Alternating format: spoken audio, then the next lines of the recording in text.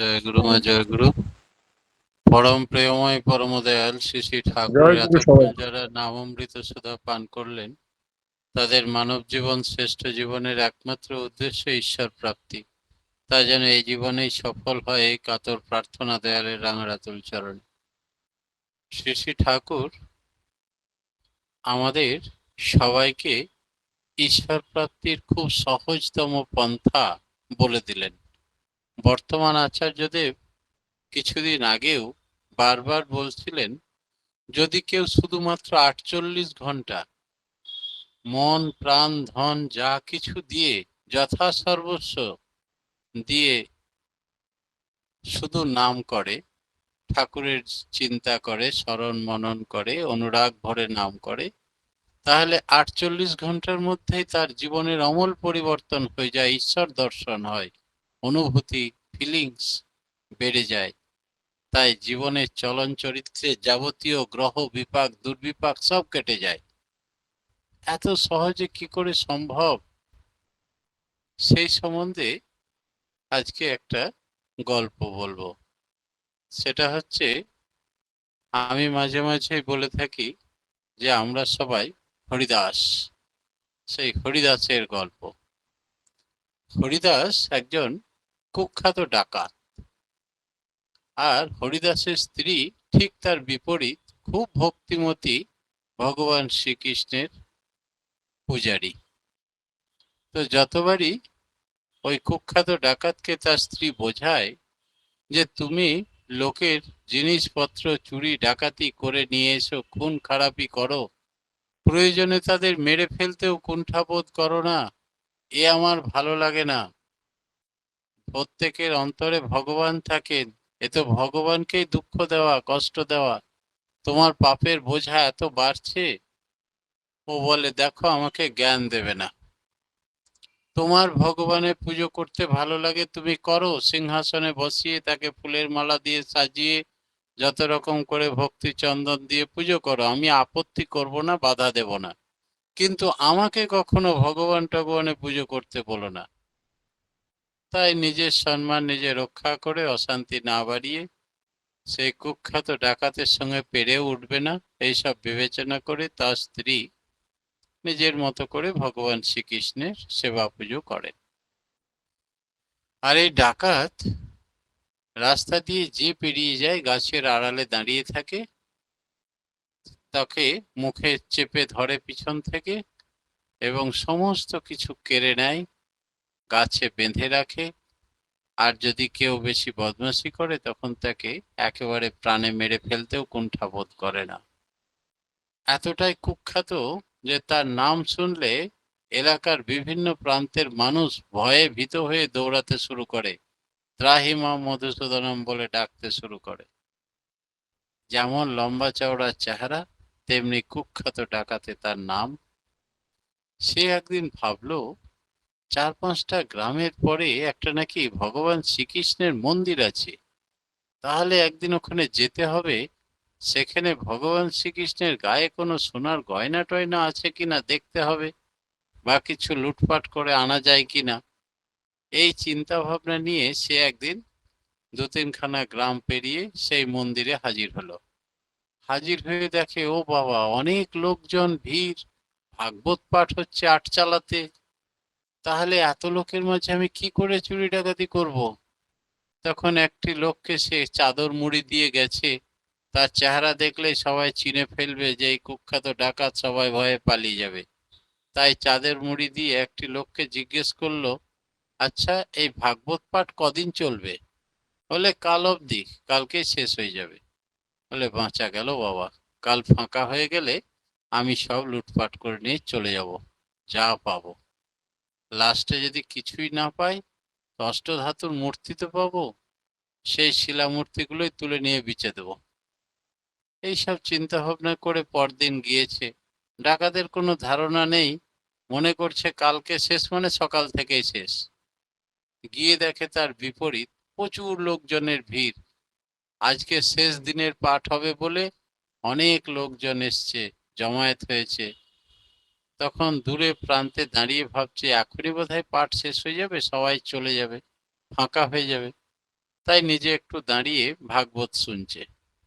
হঠাৎ দেখে যে ভাগবত পাঠ করছে সে বলছে, বৃন্দাবনে শ্রীকৃষ্ণকে যশোদা মা খুব যত্ন করে মাথায় মুকুট দিয়ে, সেই মুকুটে কত রকমের রত্ন আছে, হীরা, পান্না, চুনি, আর হাতে, দুই বাহুতে কোমর বন্ধন, কোমরে সোনার নূপুর, গোটা অঙ্গে ঝলমল করছে, এত সুন্দর করে সাজিয়েছে।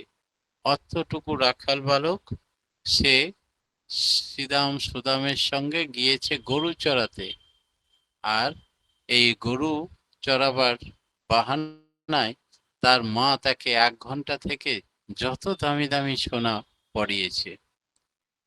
ডাকাত ভাবলো, পেয়েছি এবার আসল সন্ধান, এবার শুধু জানতে হবে ছেলেটার নাম কি আর থাকে কোথায়। তাহলে এইটুকু যদি আমি জানতে পেরে যাই তবে আমার আর চিন্তা নেই। কিন্তু এত লোকের মাঝে যে পাঠক, সে তো নিশ্চয়ই জানে, না হলে বললো কি করে। ওকে যদি এখন আমি জিজ্ঞেস করতে যাই, আমার মুখ দেখে নেয় সবাই, তাহলে এই হরিদাস ডাকাতকে দেখলে সবাই চিৎকার করবে আর পালিয়ে যাবে। তাই ভালো করে মুখটা ঘুমটা মতো করে শাল দিয়ে ঢেকে নিয়ে এক পা করে গেল। নিয়ে সেই পাঠককে গিয়ে বলছে, এই যে বললেন ওর মা খুব গয়না দিয়ে সাজিয়েতে, যে ছেলেটার নাম কি আর থাকে কোথায়? ওরে বাবা রে, তুমি কে গো? এই তো ডাকাত, ডাকাত বলে ডাকাত পড়েছে। আর সমস্ত লোক বলল, হ্যাঁ হরিদাস ডাকাত, হরিদাস ডাকাত। যে যে ধারে পারলো ঊর্ধ্বশ্বাসে ছুটে পালিয়ে গেল।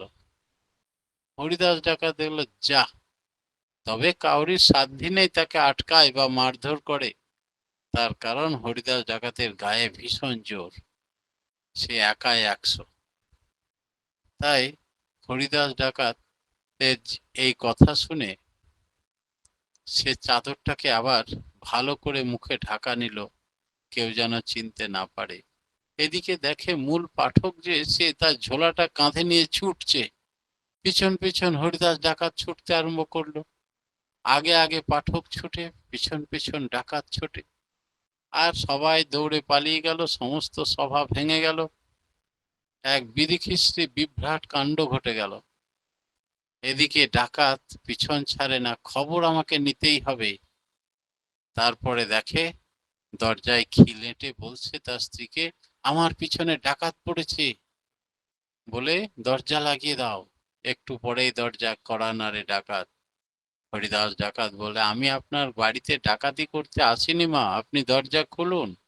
আমাকে শুধু দুটো খবর বলতে হবে, যে ছেলেটাকে গয়না পরিয়ে সাজিয়েছে ওর মা, সেই ছেলেটার নাম কি আর কোথায় থাকে। তখন তার স্ত্রী আবার, অত বড় ডাকাত, দরজা না খুললে হয়তো লাত মেরে ভেঙেই ঢুকে যাবে। তাই ভয়ে ভয়ে দরজা খুলে তাকে বলল, শুনছো, ডাকাত ডাকাতি করতে আসেনি, শুধু দুটো কথা জিজ্ঞেস করতে এসেছে। সে তখন বলল, তার নাম শ্রীকৃষ্ণ, থাকে বৃন্দাবনে। ব্যাস, আপনি আমাকে ভয় পেলেন কেন? আপনি দৌড়ছিলেন বলে আমাকে দৌড়তে হলো। সভা ভেঙে সবাই দৌড়াতে আরম্ভ করলো। আমারও খুব খারাপ লেগেছে, আমি ডাকাতি করতে আসিনি। এই তো দুটো কথা বাবা, আমি ভুলে যাই, এখন থেকে মুখস্থ করতে করতে যাই। তাই নাম আর নামই অভেদ শুরু করলো তখন থেকে, কৃষ্ণ বৃন্দাবন, কৃষ্ণ বৃন্দাবন, কৃষ্ণ বৃন্দাবন করতে করতে নিজের বাড়িতে ফিরে এলো।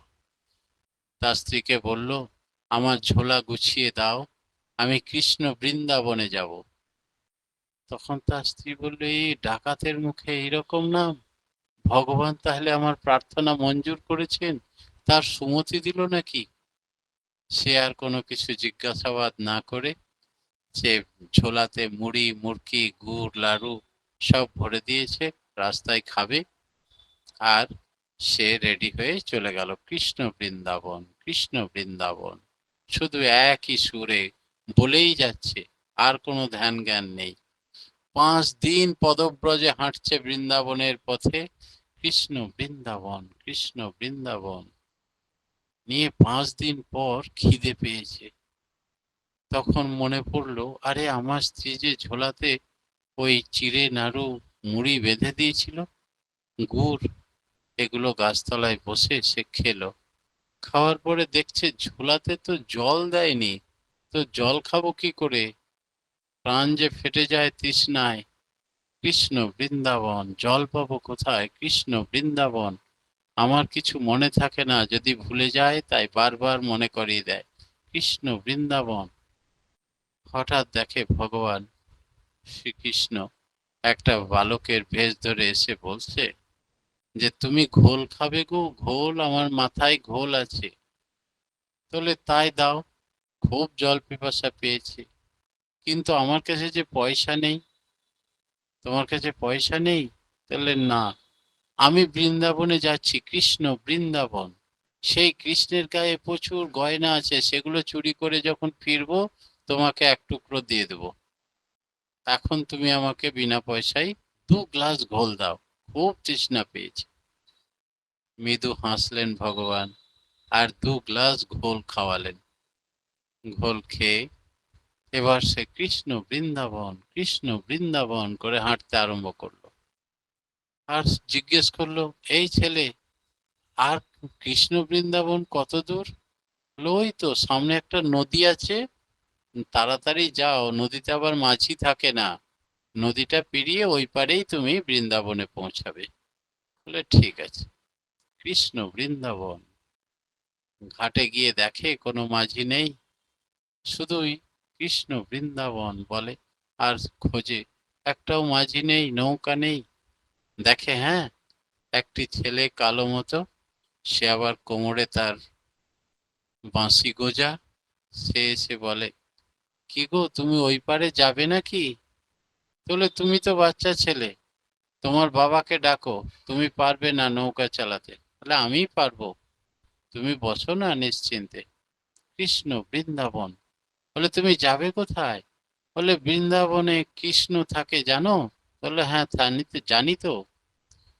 তো ওর গায়ে প্রচুর গয়না আছে, সেইগুলো আমি ডাকাত, তো আমি চুরি করতে চললাম, আর আমার কাছে তো এখন পয়সা নেই, তুমি ফেরার পথে তোমাকে বরং এক টুকরো ওই সোনার গয়না চুরি করা তোমাকে একটু দিয়ে দেবো। বলে আবার ভগবান হাসলেন, তাই হবে, নাও বসো। নৌকায় পার করে দিলেন। পার করে দেওয়ার পরে বলছে, আচ্ছা তুমি কৃষ্ণকে চেনো? বললে হ্যাঁ চিনি তো। কোথায় থাকে বৃন্দাবনে? বলে তোমাকে দেখিয়ে দিচ্ছি চলো। ভগবান নিজে হাতে কিভাবে ধরা দিচ্ছেন, নিয়ে তিনি এবার বললেন, এই যে নিধুবন, এইখানে গরু চড়াতে আসে, আর যখন গরু চড়াতে আসবে রাখাল বালকেরা সব নিজে নিজে খেলবে, তুমি তখন সব গয়নাগুলো খুলে নিতে পারবে, একাই থাকবে। তাহলে বাহ, তুমি তো ভালোই বুদ্ধি শিখিয়ে দিলে, না তো আমি বেকার খুঁজে বেড়াতাম, তুমি অনেক উপকার করলে ভাই। বলে সে এবার দেখছে 2-4টে রাখাল বালক ওদিকে, বললো, এই কৃষ্ণ কখন আসবে? বলে কানহা একটু পরে আসবে। তাহলে কানহা নয়, আমার কৃষ্ণকে চাই। তাহলে কানহার নামই কৃষ্ণ, আমরা ওকে ডাক নামে কানা বলেই ডাকি। আচ্ছা আচ্ছা, কৃষ্ণ বৃন্দাবন, কৃষ্ণ বৃন্দাবন, ভুলে যাব এখনই। বলেই দেখে একটা অপূর্ব সুন্দর জ্যোৎস্নার ছটা, আবার সূর্যের তেজ, সারা শরীরে মণিমাণিক্যে ভরা, মুকুটে এত সুন্দর, তার পান্না হীরা আর মানিক জ্বলজ্বল করছে, কোমরে কোমরবন্ধ, সমস্ত অঙ্গ থেকে। এই দেখে বুঝলো এইটি কৃষ্ণ। কাছে গিয়ে বলল, তুমি আমার কৃষ্ণ? বলে মাথা নাড়িয়ে বললেন, হ্যাঁ। বলে তুমি একটু দাঁড়াও, আমি বহু দূর থেকে কষ্ট করে এসেছি। বলে আস্তে আস্তে মাথা থেকে মুকুটটা খুলে নিজের ঝোলায় ভরলো, কোমর বন্ধ খুলে নিল, হাত থেকে যত সোনার গায়ে গয়না ছিল সব খুলে নিল গায়ের থেকে, কিন্তু সোনার নূপুর দুটো আর খুলতে পারছে না। বলে কিছুতেই খুলতে পারছি না, তুমি এক কাজ করো, আমার কাঁধে তুমি চাপো, নিয়ে আমার বাড়িতে নিয়ে যাই, তোমার ওই নূপুর দুটো নিয়ে নেবো, নিয়ে তোমাকে আবার কাঁধে করে আমি এখানে পৌঁছে দিয়ে যাব।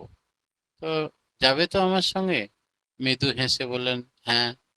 বলে তাহলে আমার কাঁধে বসে পড়ো। ভগবানকে কাঁধে নিয়ে ফিরছে বাড়ি। বাড়িতে যখন পৌঁছালো তখন দেখে তার স্ত্রী। বলে এই দেখো, ঝোলা ভর্তি করে সব গয়না চুরি করে এনেছি কৃষ্ণের, আর তাকে কাঁধে করে নিয়ে এসেছি। তার স্ত্রী বলে, করেছো কি? ভগবান তিনি আমার সিংহাসনে বসে আছেন, আর তুমি তার গয়না চুরি করেছো? বলে, সে কি সর্বনাশ করেছো গো? বলে তার মাথাতে পায়ে মাথা ঠুকে ঠুকে কাঁদছে তার স্ত্রী। আর যেই তার পায়ে স্পর্শ করা, সেই তার দিব্য চক্ষু দান হলো। নিয়ে তাকিয়ে দেখে তার কাঁধে ভগবান বসে মিটিমিটি হাসছে। বলে, করেছো কি গো? সেই সিংহাসনের ভগবান তোমার কাঁধে চাপিয়ে নিয়ে চলে এসেছো, এতক্ষণ আমি দেখতে পাইনি। তোমাকে স্পর্শ করাতে আমার দিব্য চক্ষু হলো, তাই তার দর্শন হলো। হে ভগবান, তুমি এত দয়ালু। তখন স্বামী স্ত্রীতে কাঁধে থেকে নামিয়ে বলছে, প্রভু, আমি তো ডাকাতি করেছি সারা জীবন, কিছুই করিনি, তবুও তুমি আমার উপরে এত দয়া করলে।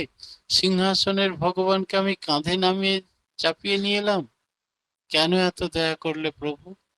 তখন ভগবান বলছেন যে, তুমি যে 4-5 দিন কিছু অন্ন জল গ্রহণ করনি, ঘুমাওনি, শুধু কৃষ্ণ বৃন্দাবন কৃষ্ণ বৃন্দাবন করেছো, এতেই তোমার সমস্ত পাপ মোচন করে দিয়েছি। আর এই সোজা সরল বিশ্বাসে তোমাকে আমি রাস্তা দেখিয়েছি, ধরা দিয়েছি, নিজে নিজে তোমার কাঁধে চেপে তোমার ঘরে এসেছি, তাই তোমার দয়ার তুলনা নেই। আচার্যদেব, বর্তমান আচার্যদেব বললেন, মাত্র 48 ঘন্টা যথা সর্বস্ব তাঁর চরণে বিসর্জন দিয়ে শুধু নামে মগ্ন হয়ে যান, দেখুন ঈশ্বর দর্শন হয় কিনা। এই কলিযুগে পরম পিতার রাঙা রাতুল চরণে প্রত্যেকের ঈশ্বর দর্শন হোক, এই কাতর প্রার্থনায় আমি আমার ক্ষুদ্র বক্তব্য, এই হরিদাস ডাকাতের কথা এখানেই সমাপ্ত করলাম। জয় গুরু। জয় গুরু দাদা, অপূর্ব অসাধারণ। আমাদের কৃষ্ণ দর্শন হলো, মানে ঈশ্বর প্রাপ্তি কি করে, মানে সহজ পন্থা, তার আজকে ছোট্ট গল্প, ছোট্ট গল্প না, অনেক বড় গল্প শুনিয়ে আমাদের সমৃদ্ধ করলেন। যে 48 ঘন্টা আছে যদি বলেছেন, 48 ঘন্টা যদি নাম করা যায়, আমাদের সমস্ত গ্রহ বিপাক তো কেটেই যাবে, আমাদের ঈশ্বর প্রাপ্তিও হবে। সেই কি করে ঈশ্বর প্রাপ্তি হয়? একজন ডাকাত কি করে স্বয়ং কৃষ্ণের কাছ থেকে ঘোল খেয়ে, সত্যি ঘোল খেলেন এবং নিজেও ঘোল খাওয়াতে চেষ্টা করেছিলেন, কিন্তু নিজে ঘোল খেলেন কি করে, সব দিক থেকে কি করে ঈশ্বর প্রাপ্তি হলো, তার ছোট্ট ঘটনা বলে আমাদের সমৃদ্ধ করলেন। জয় গুরু দাদা, খুব ভালো থাকুন, সুস্থ থাকুন। পরম পিতা রাঙারাতুল চরণে আপনার সার্বিক মঙ্গল প্রার্থনা করি। আর এরকম ছোট্ট ছোট্ট গল্প বলে আমাদের সমৃদ্ধ করবেন, এই আশায় আবার অপেক্ষা করলাম। জয় গুরু, ভালো থাকুন, সুস্থ থাকুন এবং পরিবার পারিপার্শ্বিক সবাইকে নিয়ে সুখে শান্তিতে আনন্দে ভরপুর হয়ে থাকুন, এই কাতর প্রার্থনা করি দয়ালে রাঙারাতুল চরণে আমরা সবাই। জয় গুরু দাদা। এখন প্রথমে আবৃত্তি পরিবেশন করবেন মায়া মণ্ডল মা, তারপর ভক্তিগীতি পরিবেশন করবেন প্রভাবতী কদিহারি মা। জয় গুরু। মায়া মা ছোট্ট করে আবৃত্তি করার চেষ্টা করুন। জয় গুরু। জয় গুরু। জয় গুরু। পরম প্রেমময় শ্রী শ্রী ঠাকুরের চরণে প্রণাম জানিয়ে শ্রীকান্ত সরকারের লেখা দ্বিতীয় আর্টস নিয়ে একটি কবিতা বলছি। জয় গুরু। চলো ভাই, চলো যাই ডিপি ওয়ার্কসের কাজে, পুরুষোত্তমের এই কর্মযজ্ঞে ফাঁকি চলবে না যে। আচার্যদেব করছেন আশীর্বাদ, দ্বার হতে দাঁড়ে দাঁড়ে, একবার নয় দুইবার নয়, যেতে হবে বারে বারে। কুশল সংবাদ নিতে হবে তাদের, বলতে হবে ঠাকুরের কথা, এমন ভাবে বলবো যেন কারো অন্তরে না লাগে ব্যথা। দীক্ষা নিয়ে যে মানুষকে ঠাকুরকে যে ভুলে যায়, আচার্যদেবের ইচ্ছার কথা বলতে হবে তাদের কাছে। দেখবো তাদের ঠাকুরের আসন কেমন সাজানো আছে। আসন সাজানো সহজ উপায় বলবো তাদের কাছে। এরপর দেখবো চালু